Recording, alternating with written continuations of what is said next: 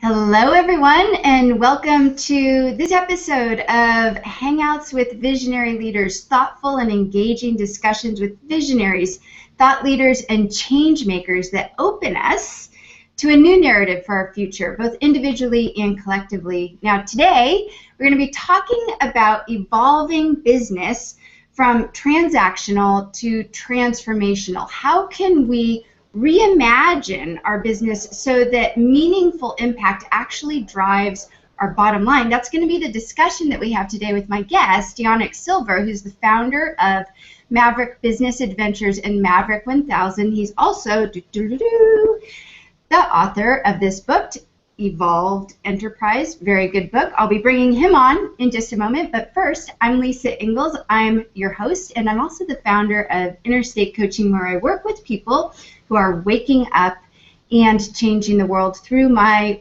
program, the Awakened Leadership Program. It's a leadership program for conscious business owners who want to make a significant impact and contribution to humanity and this planet. And you can find out more about all of that in my programs and services over at www.interstatecoaching.com. So I believe that we've reached a new era of human possibility. Individual as well as collective leadership is absolutely critical as we navigate our way through old and outdated paradigms that just no longer serve us, and moving towards an expanded life and a freer future.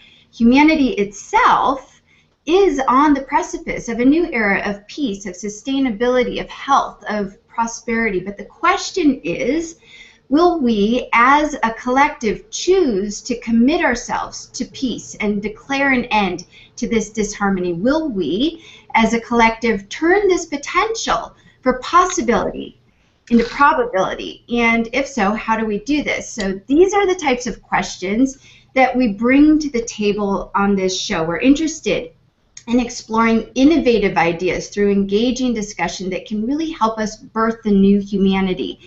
And this show is all about bringing together visionary leaders to give guidance, to give support, to give inspiration to you as we awaken to our individual and collective potential. So I know a lot of you are already flowing in here already. I see Elise is here, Kim is here, Dave is here, Cameron is here. Great to see you guys live. Thanks so much for hopping on to the broadcast live. We want to hear your comments. Yannick is amazing. I'll be telling you more about him in just a moment. And if you're watching in replay, we love your comments as well. We can continue this discussion. That's the great thing about this platform, is that we can have this discussion in real time and in replay. So more about Yannick Silver. Now, if you don't know who Yannick Silver is, well, I'm going to tell you right now. But I think I found out about Yannick probably back in 2006 or 2007. That was sort of when internet marketing, the world of internet marketing, was just getting started. And if you have been around in the world of internet marketing for any amount of time, you might know Yannick as the author and the creator of some of the industry's best-selling marketing books, including Instant Sales Letters, maybe that rings a bell for some of you, or Moonlighting on the Internet, and he also wrote 34 Rules for Maverick Entrepreneurs. But these days, Yannick is doing something a little bit different. He's actually redefining how business is played in the 21st century. I think that this is pretty cool. He believes that what used to work no longer is an option, and that it's actually time for maverick entrepreneurs, for visionary creators, for change makers to rediscover the purpose of business. He says that he believes that there's a shift going on, and he predicts that businesses that don't have a core impact are going to be at a competitive disadvantage in the next 4 to 7 years, or maybe even less. So without further ado, I'm bringing Yannick into the show. Hey, Yannick. Hi, Lisa. Thank you. Yeah, I'm excited to be here. Yeah, I mean, it's you pretty much hit it right on the head. That's one of the core things I totally believe right now, is that there's a transformative shift going on, and like you can just feel it. Like people they want to do business in a different way. Like I love everything about entrepreneurship and entrepreneurs, because I really think that they are the catalysts and the people that have the leverage to change the world via their own team, via the products and services they put out there, and the people they can touch, and the vendors that they buy from, and so forth. Like business has that ability to be that lever that really makes the change that we want to see. It does. And you said that you've noticed a shift. Your book is all about this shift. I'm gonna keep promoting this book. It's awesome, Right. you guys. In the book, That's the preview copy that you have. I saw someone selling a preview copy. Oh, by the way, you guys, I got to meet Yannick at. I forgot to mention that in the intro. Is I met him at the Success Summit 3.0 back in November in Boulder, Colorado, and I was like seeing him on stage. I saw his talk, and I'm like, well, what the heck? I'm gonna go up and talk to him. I saw him in the bookstore, and it was sort of funny because I was a little bit starstruck, I have to say, Yannick, I've been following you for quite a while, like I said, 2006, 2007. So anyways, I sort of digress on how I met Yannick, but that's how he actually got here. And he actually gave me this preview of the upcoming book. So we'll be learning more about that in a moment. But let me continue on with my question, I guess, to open up this whole thing. You say that there's this movement happening. I've been feeling this movement. I think that a lot of our audience here has also been feeling this movement. And I think what you talk about is that it is about fundamentally changing our business model now. Like, this is what's happening. You're saying that you're going to be at a competitive disadvantage if you're not paying attention to this movement that's going on. I mean, I think. Yeah, and I talk about impact, right? Like, how do you, like, if you don't have an impact in your business and it's a well-defined impact, then you are going to be at a competitive disadvantage, because from studies coming out, and even like A/B split testing that I've seen from Maverick members and different people, where we put out one thing and they put out another thing talking about the kind of causes that they support or where they're making a difference, like it actually increases sales and bottom line and increases conversion. So you can look at it from a completely practical ROI point of view and be slightly cynical about it, or you can really look at it from almost a wholehearted, I don't know, like a key alignment of bringing together where do you want to make a meaningful difference and how do you want to make a significant profit, and those don't have to be mutually exclusive necessarily. Totally. It doesn't have to be mutually exclusive. I don't think it should be mutually exclusive. And one of the things that I've been talking a lot about in the last year is that small business owners actually, for me, this is my opinion, of course, is that we need to be more focused on return on engagement versus return on investment. And while return on investment is important, and of course we need to focus on that, I think that there is a movement towards this return on engagement, which is the heart-centered piece, which brings us back to cause. It's so much easier to have cause as part of our business when we're engaged with people. I mean, this is what it's about. It's about the connection, right? Yeah, like to me, I look at Evolved Enterprise as this way of totally engaging our customers, where they're buying because they feel like they're part of something bigger. Our team believes that they're part of something bigger. There's a bigger mission that they're a part of. So that really captures their soul and their hearts. I mean, recent surveys talk about 70% of workers are disengaged at work. It also can be baked into the product or service itself. I even look at a company having a soul, because it's a separate entity. So technically, it really does have soul and what it wants to evolve into, and so we can put all those pieces together, and not only do we make a difference, but we drive our bottom line. And so I have a little diagram so I've been adding doodles to the book that you have, and I've been working hard on doodling different things here, but I don't know if everyone can see that. Yeah, so it says that's kind of the core enterprise diagram. Nice. So it has and so it starts in the center. In the middle. Right, and it actually starts even deeper here. This is like almost like maybe the nucleus of it, which is these three areas. And so kind of starts from my story of about 7-8 years ago. I kind of looked at my life, and you kind of met me and started following me when back in 2006, and that was actually sort of the first. 2007 was sort of the first rumblings, and I was thinking about, well, am I really happy? And if I ask myself, am I going to do the same stuff for 10 more years? Am I really going to be happy doing it? And from the outside looking in, like, had great reputation, great, amazing family, still do. Probably one of the tops in that internet marketing space, making a whole lot of money, but I just wasn't happy. And I'm like, all right, well, there's something missing. There's something that's a little weird. And so I always go back to my journal, and I do a lot of thinking, writing in my journal, and it came up with these three kind of, which I've since learned is a Venn diagram. But I'm Yes. happiest when I was engaged in growth, like business growth, personal growth. That little happy face is about happiness or entrepreneurial lifestyle, and then the heart is about impact and giving. And I smushed all those together, and that became the core of what we were doing. And originally, I started off as, you mentioned, Maverick Business Adventures, and that started off as this idea of, hey, let's go hang out with other really cool, amazing entrepreneurs, and we'll go have fun adventures because that's what I wanted, and we'll also do some sort of charitable something around it. But there wasn't a great business model around it. It was really different than what I've done, and not really blinking. I sunk about $400,000 into it, and my wife's like, "Well, what are you doing? And is this something that is for real, or maybe you should get back to doing what you're doing?" And I'm actually really thankful for that, because it forced me to reevaluate, like, did I care enough about what I was doing? And if it was just an adventure travel company, no, I wouldn't care enough about it. But to me, I've since really thought about our entire ethos of what we do is just this connecting amazing entrepreneurs that can really change the world in some way, and connecting them and catalyzing them to make the most of what they can do, and then co-creating a bigger future together.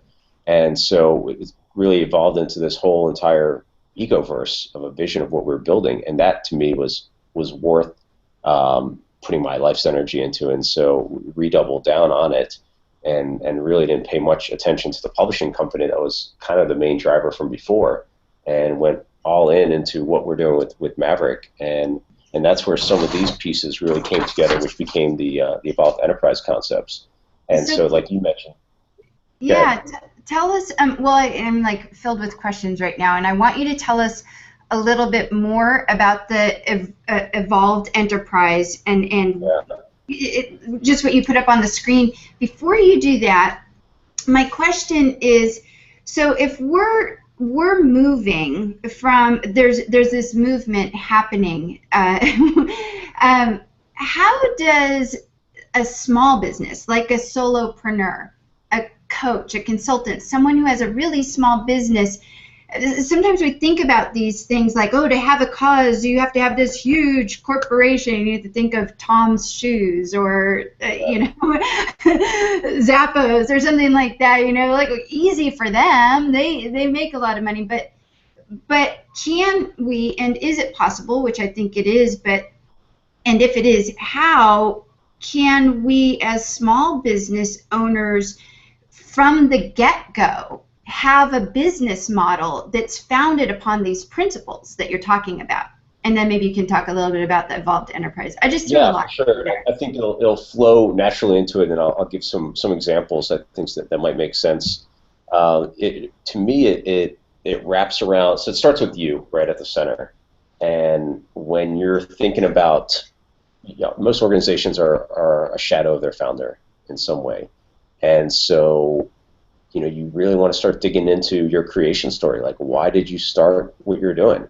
And you might say, oh, well, it was to make money, or it was because I got fired, or it was whatever it was. But there's usually something more. Like, we have a group called Maverick Next, which are young entrepreneurs, 25 and under, and who are already successful. And so I was working with them through some of these concepts. And one of the guys, Anthony Balduzzi, he told me the story of when he was 10 years old, his father died of lung cancer. And a really tragic event, but he made a promise then and there that no other kid should go through what he went through and not have his father there when he's a little kid. And so that became the basis of what he and I kind of co-developed during our time consulting together was the Fit Father Project, which was to get fathers over 40 more fit, because so they wouldn't, they wouldn't have health issues or be there, so they would be there for their kids. And so that became his real core reason why. And then now that's gone on. Like he has, I think it's fitfatherproject.com, which is, it just talks about the story and talks about what they're doing, and then it has a real innovative way that they're making a difference. And so I always go back to almost like what's the essence behind all of it, right? So his story, it was about being 10 and losing his father. So then what the cause that they contribute to is a camp which sends kids that their parents are going through some sort of cancer treatments or battling cancer in some way, so that they can have a childhood and have fun. So it really ties into the message. And then we were able to really authentically tie it back in with not only was he donating a portion of their profits, but he was also saying, for every pound that you lose as part of this project, we'll donate another $1 to this camp. So it's another tie in there.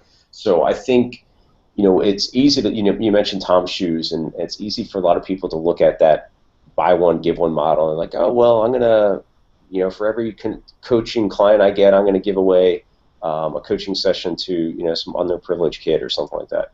And that may or may not be the best thing that really works for you. Like, you have to get down to the core of what you're about, and then what really your company stands for. And then that's when you start realizing, okay, this is where we can make a difference and where we can make an impact. And even, if you don't have something that you're extremely passionate about, which, I would say you probably do, but let's say you don't, start involving your team and getting them to think about it. Like, we have 2 of our Maverick members, and they're, a pretty decent sized company. I mean, they're like a $14 million company, but they didn't start off that way, but they run a big call center in Mexico, and they got their team together and thought about, okay, what would get the team excited of making an impact? And what they did was they work with a company called where they build schools in Latin American countries. And then they also work with another organization in inner city in Chicago that has a lot of Latino community. And so their whole staff is all Mexican and Latino. So they want to help others that are like them as well. So you have to look at who would your customers care about, who do your employees care about. Yeah, I'm gonna pull up as you're talking here. Kim Carpenter is asking a question. She says, Yannick, I agree that entrepreneurs are best positioned to make a world-changing difference. I'm all about bringing these entrepreneurs together to focus on problems or projects. Since we are often so consumed with our own businesses as solopreneurs, have you seen models out there that work well for bringing these lone wolves together? Yeah, I mean, absolutely. I mean, there's a ton of ways where, I run one myself. It's called Maverick 1000, which is essentially a peer-to-peer network. I really believe in the power of co-creation and collaboration and connecting together, certain people at the same level so they can help each other to get better. So there's lots of models that work for it, and you just have to look at, like, I always try and put on the hat of my end user and say, how can I provide 10x to 100x in value for them in return for what they're going to pay me? And so if they're the lone wolf practitioner, what could we do together that they couldn't do necessarily on their own? Whether it's a co-op advertising type campaign or marketing campaign, or it's a co-op branding initiative that they're all a part of. What is it, or even getting them involved in a bigger mission together that they're a part of. And that's, that's kind of a core psychological piece that we're all hardwired to, is to be part of something bigger. Right, and to collaborate together. I think that's a huge piece to be said, is that in this world of the coaches, consultants, solopreneurs, you're sort of solo in this journey.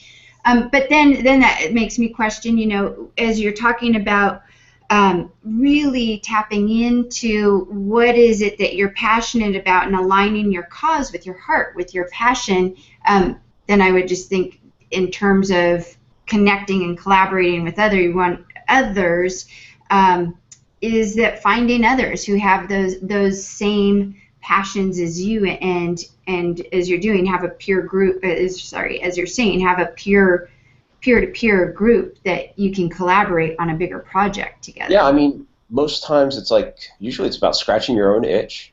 There's like something that you're missing that you want, and there's going to be other people that are just like you that want that too. And that's where Maverick came from. I was part of other CEO groups and entrepreneurial organizations, but none of them hit those three pieces. Like, some just focus exclusively on building your business, and I'm like, okay, that's fine, but they didn't really focus on how to make you a better person. How do you grow as an individual? Plus, how do you have some fun in the process? Which I'm definitely all about fun and having a good time, and then also, like, how do we make a meaningful difference? And so, those core values, those three things, showed up as our foundation, and then other people resonated with that. So I think for Kim, if there's something that you're missing, and there's other people that are also going to be missing that same thing as for other solo practitioners. Right. Yeah, it's great. Now, you talk about, can you explain maybe you can sort of go back over the evolved enterprise, the little photo or the hand drawing that you did, but also those three levels of impact of the evolved enterprise, and maybe talk about those a little bit. Yeah, that's this. Yeah, so transactional, transformational, transcending. Yeah. Transcending, yes. Yeah. So I believe in that, that business as an evolutionary aspect, that we start off at the lowest rung, which is transactional, which is the customer's like looking for soap, and we are the soap supplier. And then, of course, through modern advertising and marketing, which I know a decent amount about, we can create differentiation points and make our product or service better, and look at, all sorts of ways to try and outcompete and not be a commodity. But, pretty much the marketplace is trying to push you back down to being a commodity unless you're doing something different. And so, part of what I think has a really massive leap into creating a difference is thinking about what's the transformative nature of business, of what you can be doing. And then that really makes you have to think a little bit differently, which is, I'm not just serving a customer as a one-time thing, but I'm really looking at what's their identity, and how are they going to start evolving too. And this might even sound a little bit crazy for, I don't know, I'll give you a perfectly good example that's interesting, is craft, like Fiskars, which is a 200-year-old craft. It's actually started off as a scissor company, and now they make all sorts of crafting supplies. So they could look at their business and be like, okay, well, we sell scissors and we sell, I don't know, glue. I don't do scrapbooking, but oh, all the other stuff. You're a closet scrapbooker. Yeah, not yet. But all the supplies that they sell, they could be like, well, that's our business. But what are they really in the business of? Like, they're in the business of helping people preserve and create new memories, and hone their creativity and to create expression. And so they created a group, like a community called Fiskateers, whereas these people that are really deep into scrapbooking, and they become ambassadors for the company, and they don't have to only talk about the company, they just talk about scrapbooking, and they're on the discussion forums talking about it, but they always sign off as Fiskateers number blah blah blah as an ambassador. And so maybe hopefully we'll get to that, but that's about building a community, and that's one of the ways of creating a transformative company is looking at who you're serving and what are you really, like, what's your real purpose in serving them. It's not just selling them soap. Right. What do you stand for? That company, Fiskars, is standing for preserving memories, which are near and dear, and memories are attached to emotions, and so it's a big thing. So they enroll people in that vision and into that movement that they have. That's what you're saying, right? Right. Yeah, and at the transformative level, you're not only transforming potentially your customers, you're transforming your team, definitely transforming yourself. From that diagram, I'll start with you, and it's I look at our evolution as ourselves as very holographic. Like once once we change a piece of ourselves, then other pieces really start changing in our outside world and our business, and it shows up in so many different ways. And then at that highest level is transcending, and transcending is kind of a hard place to get to. One of my favorite examples is this company called G Adventures. They're out of Canada, and they're one of the biggest travel outfitters out there. And the guy, Bruce Poon-Tip, who's the CEO of it, he has a book out there called Looptail, and in there he talks about how his company wanted to make a difference in the communities that they went to. So they're one of the biggest, I think, if not the biggest, users of the Inca Trail in Peru. And I was actually just there, not with them, but just there with our Maverick group in October or September. And amazing place, great, just one of those magical, mystical places.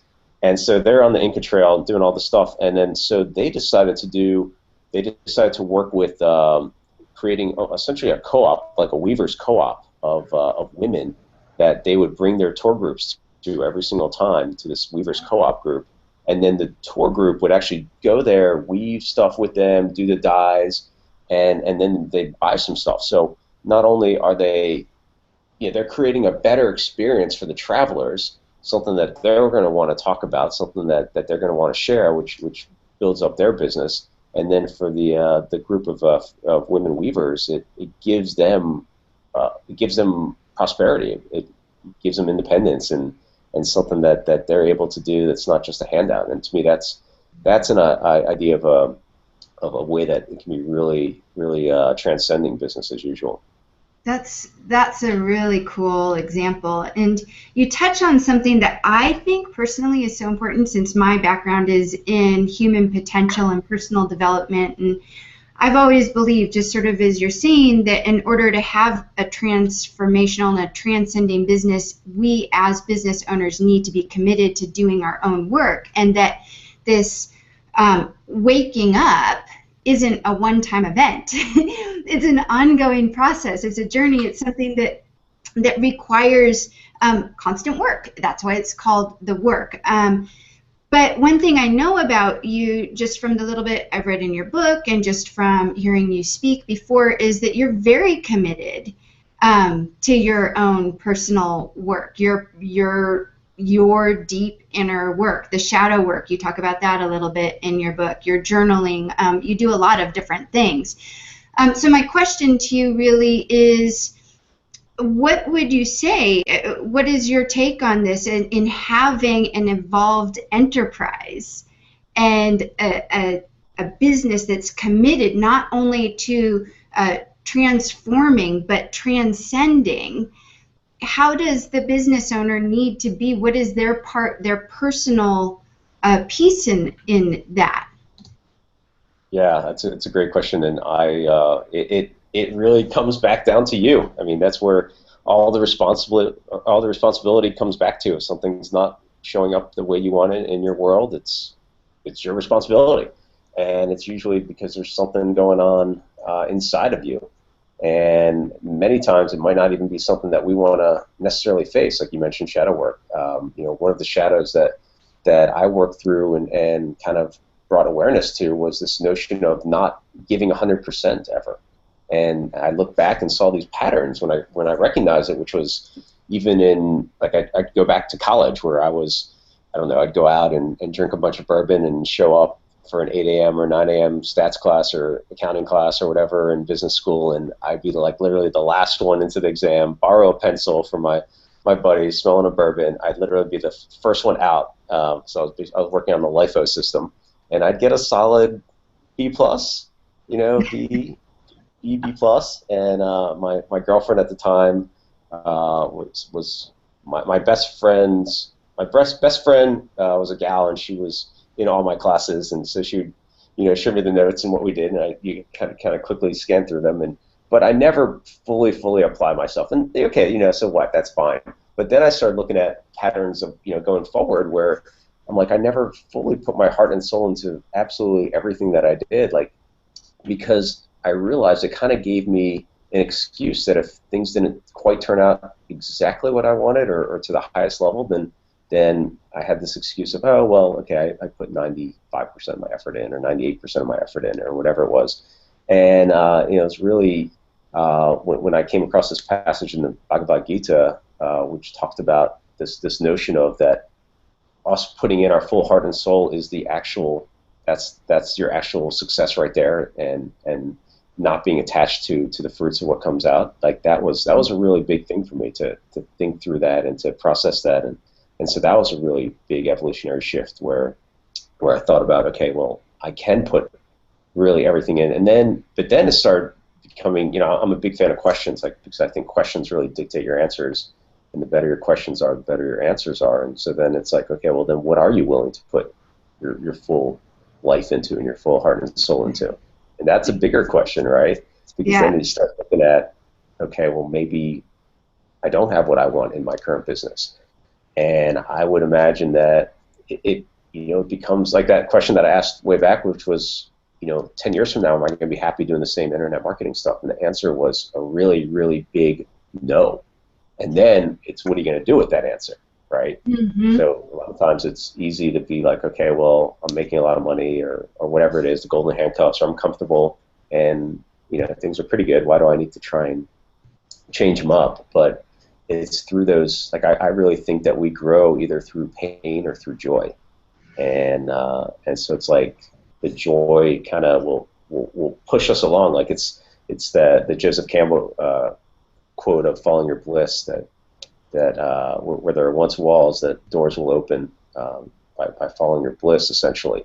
And then the pain is like your guardrails. So sometimes the pain can be really narrow, like you don't have to get bonked on the head that often, or sometimes you can be really stubborn and keep getting bonked on the head and repeatedly and bigger, but you're gonna grow either way. It just is up to you how much of it you want to deal with. You totally, first of all, just touched in on like two huge pieces that I'm really passionate about. One is questions. I have a whole thing on inquiry, like, what if questions were the answer to all of your problems? That's a good one. And I'm right there with you, that inquiry is one of the most powerful things that we can do, and it's not just about asking questions, it's about asking the right questions, because Peter Drucker said one of the worst things you can do is have the right answer to the wrong question. Yeah, for sure. So anyways, I'm totally with you on the questioning thing, and it's interesting as you talk about the pain and the pleasure thing, and I can't go with have you leave this discussion not pleasure, joy. There's a difference. Oh, pleasure. Wait, what did I just say? Pleasure. Oh, pleasure, joy. Yeah, and pain. So you have the pain and pleasure thing, and what I wanted, just with your background as being internet marketing and copywriting, is I believe that also in response to this movement that's going on with the evolved enterprise, as you have spoken to already, is that there's this other piece, which is in our work, in our business, that there's also a responsibility for us to have responsible marketing, or be responsible in the way that we're marketing. And the movement that I'm seeing, and I'm curious to hear your thoughts on this, is that there's actually a large group of people who are not as responsive anymore to the pain buttons, who are more responsive to the possibility buttons. And one of the ways that I've started to do that in the way that I'm marketing is asking questions. So I'm trying to pull all these concepts together. But asking the question, what if? Now, so what if could be used for a pain trigger, but it can also be used as a possibility trigger. And I love using that question of what if, and then insert whatever possibility you're wanting to direct people's attention to.